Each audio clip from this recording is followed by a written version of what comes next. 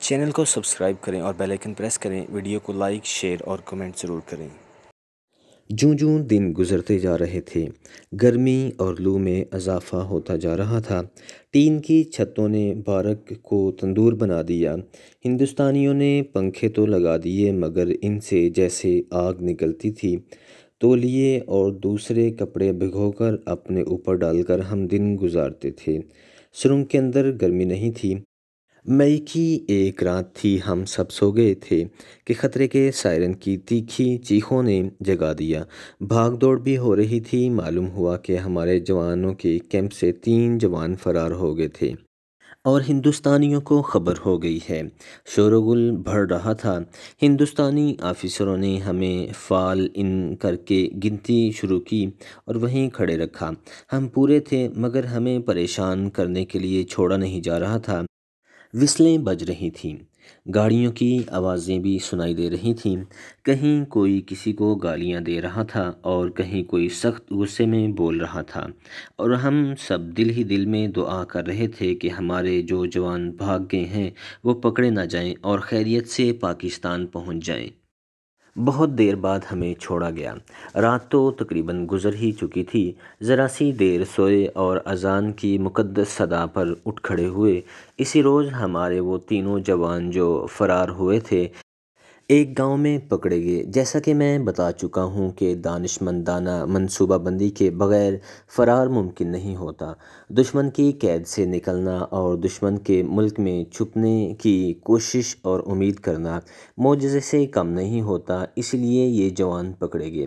ہمیں اگلے روز معلوم ہوا کہ انہیں بہت اذیت دی جا رہی ہے۔ یہ سزا غیر اخلاقی بھی ہے اور غیر قانونی بھی۔ عالمی قواعد و ضوابط کے مطابق جنگی قیدی کو فرار کا حق حاصل ہے۔ پکڑے جانے کی صورت میں اسے کوئی سزا نہیں دی جا سکتی۔ ہم نے گروپ کمانڈر کرنل موج مدار سے احتجاج کیا اور کہا کہ ہمارے تینوں جوانوں کو آزاد کر کے کیمپ میں بھیجا جائے۔ اس کم بخت نے اپنی ہندو ذہنیت کا مظاہرہ کرتے ہوئے کہا کہ اسے معلوم ہی نہیں کہ ان کے جوانوں پر تشدد کیا جا رہا ہے۔ اس نے تشدد بند کرانے کا وعدہ کیا اور لیکچر شروع کر دیا کہ ہمیں ہر طرف کی سہولت دی گئی ہے، پھر بھی ہم فرار ہونے کی کوشش کرتے ہیں اور اپنے آپ کو مصیبت میں ڈالتے ہیں۔ اس نے کہا کہ اس کی وجہ میری سمجھ میں نہیں آتی۔ ہم اسے سمجھا نہ سکے کہ اس کی وجہ ہمارے سوا اور کوئی نہیں سمجھ سکتا۔ اسیری میں سب کو بوریت کا سامنا تھا۔ روزمرہ کا معمول ایک ہی جیسا تھا۔ ماحول میں اور مصروفیت میں کوئی تبدیلی نہیں آئی۔ دراصل مصروفیت تو تھی ہی نہیں، یہی اصل مسئلہ تھا۔ میں نے اپنے افسروں کے مزاج میں اکتاہٹ اور چڑچڑاپن دیکھا جو حالات اور ماحول کا لازمی نتیجہ تھا۔ یہ کیفیت ان افسروں کی تھی جو سرنگ کی کھدائی اور فرار کی اسکیم میں شامل نہیں تھی۔ ہمارے لیے چونکہ فراغت نہیں تھی اس لیے بوریت بھی نہیں تھی۔ ہم ہر لمحہ مصروف رہتے۔ اس بوریت کو ختم کرنے کے لیے افسروں نے یہ طریقہ اختیار کیا کہ ہفتے میں ایک دن جنرل نالج معلومات عامہ کے مقابلے کے لیے مقرر کیا گیا اور باقی دن معلومات فراہم کرنے میں صرف کیے جانے لگے۔ یہ فیصلہ بھی کیا گیا کہ مہینے میں 1-2 بار سب ایک جگہ اکٹھے ہوں اور ہر ایک اپنی زندگی کا کوئی انوکھا تجربہ یا مشاہدہ سنائے، اور جو افسر غیر ممالک میں رہ آئے ہوں وہ وہاں کی باتیں سنائیں۔ یہ طریقہ کامیاب رہا۔ مئی کے آخری ہفتے میں ایک دن 20-25 ہندوستانی افسر اور جوان اچانک آدم کے ہمیں بارک سے باہر نکال دیا گیا۔ سرنگ کھودنے والے قبل از وقت اطلاع ملنے سے باہر نکل آئے۔ ہندوستانی بارک کے اندر چلے گئے۔ وہ تلاشی کے لیے آئے ہوئے تھے۔ آپ تصور میں لا سکتے ہوں گے کہ اس وقت ہماری جذباتی اور ذہنی کیفیت کیا ہوگی۔ ہم باہر کھڑے تھے اور ہندوستانی اندر تلاشی لے رہے تھے۔ انہوں نے 2 گھنٹے اندر اور ارد گرد کے علاقے کو کھنگال ڈالا، ٹٹولا، اور جب کچھ نہ ملا تو مایوس ہو کر چلے گئے۔ ایک روز گنتی کے وقت بتایا گیا کہ منشی نام کا ایک مسلمان جرنیل کیمپ کے معائنے کے لیے آ رہا ہے۔ یہ جانتے ہوئے کہ وہ بھارتی جرنیل ہے ہم اس پر خوش ہوئے کہ مسلمان تو ہے، کچھ کہے گا، کچھ سنے گا، مگر وہ آیا تو اسے دیکھ کر ہی ہماری خوشی رنج میں بدل گئی۔ صاف پتہ چل رہا تھا کہ وہ آ نہیں رہا، اسے لایا جا رہا ہے۔ ہمارے کیمپ میں ہندو جرنیل بھی آئے تھے۔ ان کے ساتھ سٹاف کے 2-4 افسر اور کیمپ کے ضروری افسر ہوتے تھے، لیکن مسلمان جرنیل کے ساتھ بے شمار لوگ تھے۔ ان میں سے بعض کے چہرے غمازی کر رہے تھے کہ وہ انٹیلیجنس کے آدمی ہیں جو جنرل منشی کو نظر بندی کی حالت میں لائے ہیں تاکہ وہ کسی قیدی کے ساتھ مسلمان کی حیثیت سے بات نہ کر سکے۔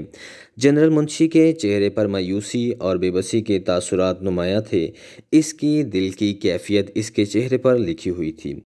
وہ حیدرآباد دکن کا رہنے والا تھا اور جب نظام آزاد تھا تو جنرل منشی اس کی فوج میں افسر تھا۔ اس نے ہمارے ساتھ کوئی ایسی بات نہ کی جس سے پتہ چلتا کہ وہ آزادی سے بول رہا ہے۔